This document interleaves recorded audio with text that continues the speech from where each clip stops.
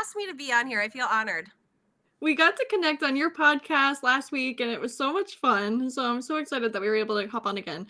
I am, as you know, getting ready to launch this amazing book next week. And as we lead up to it, I've been bringing different moms on to talk about their entrepreneurship journey, like the mindsets that came up, the mindsets that still come up, all of those kinds of issues that we deal with on a daily basis as entrepreneurs, and specifically mompreneurs, because we've got all the work-life balance, kids, the guilt, all of those things that come up.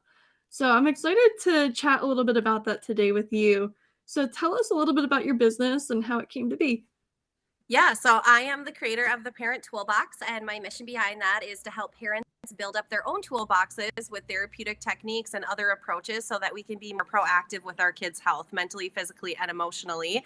But I am really excited to talk about business because that is one of the worlds that I absolutely love. I started out after college, found myself at a really small marketing company, like literally me, one other person, and the owner, like meeting out of coffee shops, like didn't even have an office at that point. And through the next 7 years that I was there, I learned the good, the bad, the ugly, the beautiful about business.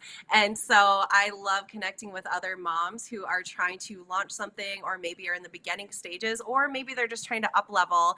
It gets me really excited to be able to talk about the business side, because I talk so much about the parenting techniques and strategies. I'm excited to take a little break from that and talk about the back and behind the scenes of business with you.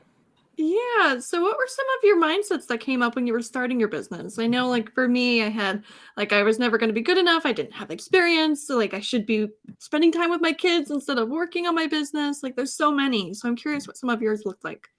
Absolutely. Well, the imposter syndrome is real. I mean, there are so many times that I have second guessed myself of like, am I really the right person to do this? Will anyone find value out of what I do? And we really get in our own heads a lot. And I think part of that is we see someone else doing something similar to us. Like I can go on social media and I can find, 6 other parent coaches that have 10 times the followers or getting 10 times the views. And that's really hard to keep in mind that you still have a lot of great value to add when you're comparing yourself. And then again, you feel like an imposter.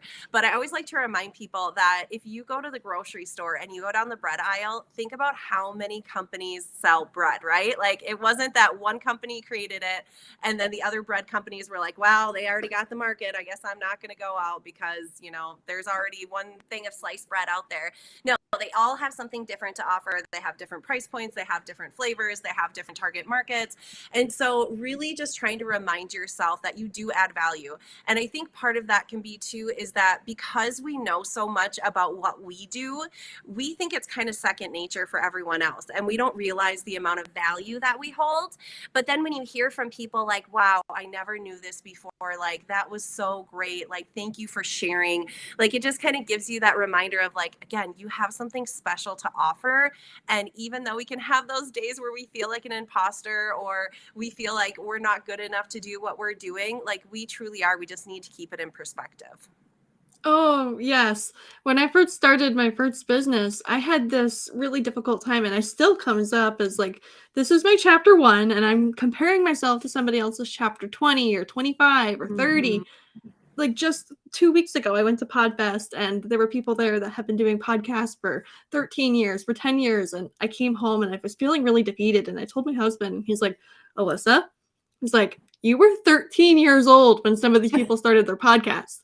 He's like, stop doing that. Yeah. Like, this is your practice. Like, this is your chapter 1. Like, it's going to get better over time. Like, just with everything, with your business, with the podcast, with the book, like everything that you're doing is a learning experience. Like you just got to keep going.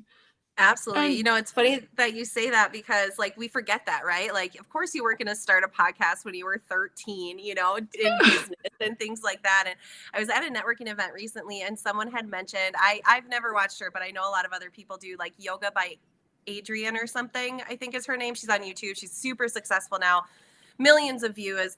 But the person that I was sitting next to who also has a podcast was saying, I love her story because she did yoga videos for 3 years straight without anyone watching them. until it finally took off.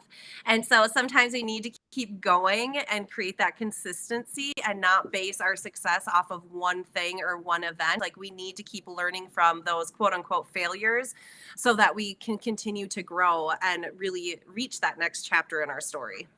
Yeah, but it's amazing because you feel like you overcome this like once, and then it comes up again and again and again in entrepreneurship, no matter what you're working on, whether you're trying something new or a new offer, a new launch, a new product, a new service, you're reaching a new type of client, like you're shifting in your business. Like this imposter syndrome always comes up again. And it's like every Yes. time you level up, it makes its space again. So Absolutely. tell us, like, have you experienced that recently? I know you're going through a new launch right now. Like, is that coming up? Absolutely. Yeah, I mean, I'm constantly like getting on myself of like, are people really going to want this? Am I going to do this? And I shared with you before we started recording, I'm launching today actually this 3-day mastermind, or I'm sorry, 3-day masterclass for parents where I have 5 other experts and then myself who are going to be presenting on ways and different new strategies that you can implement in your parenting style, just to create some really awesome, well-adjusted kids. And I've been super second guessing it of like, oh my gosh, are people really going to want to grab a ticket for this? Is it going to be successful? You know, if I don't have as many people in there, what are those other speakers going to think of me? Because I'm the one who, you know, coordinated all of this. And so there are so many things. And I could have easily said, you know what? Absolutely not. I'm not doing it. Like, you know, forget it. Sorry, guys, I canceled it. However, like my faith journey too has just really led me to like, I went through a bunch of stuff to get me to where I am. And like, I really feel like this is my mission and my passion to help parents with younger kids, like really develop new parenting styles and break those generational cycles. And so you kind of just have to like start going through the dark with just like confidence and know that you're going to find the light. And again, even if this event is not as successful as I want it to be, like I'm still going to be able to learn something. I'm going to be able to learn like what marketing worked, what marketing didn't, what topics did people relate to, which ones they didn't. Like you just kind of have to take that leap of faith sometimes and kind of get out of our own way, honestly, because again, we can get stuck in our head a lot. And that's what I've been doing, but I'm just forging ahead because I know that there's something greater on the other side. And with a past business that I had too, that I had closed a few years ago, I remember the exact moment when I knew I needed to start something, when a fire just got lit inside me.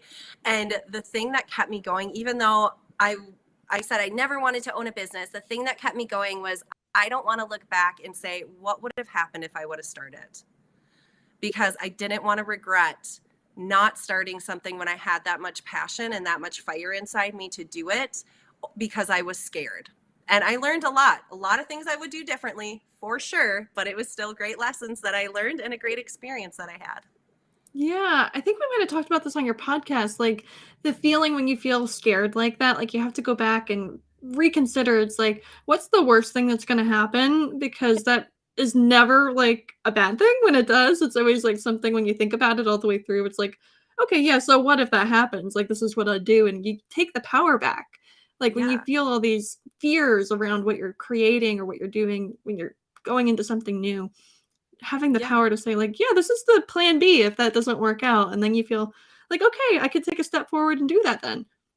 Absolutely. And I think a lot of moms probably feel that way too, where they're like, I really want to start this. And then they talk themselves out of it because, well, I have my other job and I have my kids and I have my spouse and I have all these other responsibilities. And then we don't make enough time for like our passions. And then we can start feeling like we lost ourselves, where it's like, wait a minute, what is my purpose besides being a mom? Like entrepreneurship is an amazing opportunity for a lot of moms. And for those listening that have that little fire inside of them right now that want to do something, like let it go, like let it flame up, because you don't want to stomp it out and then years down the road say, gosh, I really wish that I would have started that stationery business, or I really wish that I would have, you know, looked into more about podcasting or whatever, you know, their passion is. And it just, we don't want to lose that just because we think we have to fit in this form of just being a mom when our kids are young. Amen. Oh, this has been such a great conversation. Thank you for coming on and sharing all of your insight with us, because I'm sure so many moms are feeling this way when they're thinking about starting their business, or they feel like there's so many things going on in their life right now, and how can they make it happen? Like, So can you just share like one piece of advice like that they can do today, like as far as like the time management piece, like when they feel like there's so much like going on, how can they possibly have time to start their business too? Yeah, well, I mean, obviously priorities. So that's going to look different for every single person is like, what are your top priorities and like, where can you fit your business in? I mean, even if it's only 15 minutes over lunch that you can work on it, like that's still moving you forward versus you sitting at your desk eating your lunch thinking, gosh, I wonder what would happen if I if I reached out to someone right now. And I'm a huge fan. I didn't used to be, but I'm a huge fan of schedule like blocking. And I didn't like it before because I was really unrealistic with my time. Okay. So I would say, I'm going to get this, and this done. And I would block it into my schedule. Well, I was being unrealistic of how long that was going to take me. So then I would already be past the time when I was supposed to be done with it and I would get super defeated.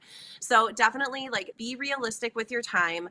Make sure you have like what your priorities are lined up. And sometimes that means that nights and weekends are for your kids most of the time and your work time is going to be, you know, earlier in the morning, whatever it is. Again, just as long as you're taking those little baby steps forward, you're going to be a lot further than if you just sat down and did nothing. Thank you. Thank you for sharing that because I think everybody that it's always like the first excuse that comes up is, oh, but I barely have time to shower, or the kids take up so much of my time. Like, there's no way I can barely squeeze this in.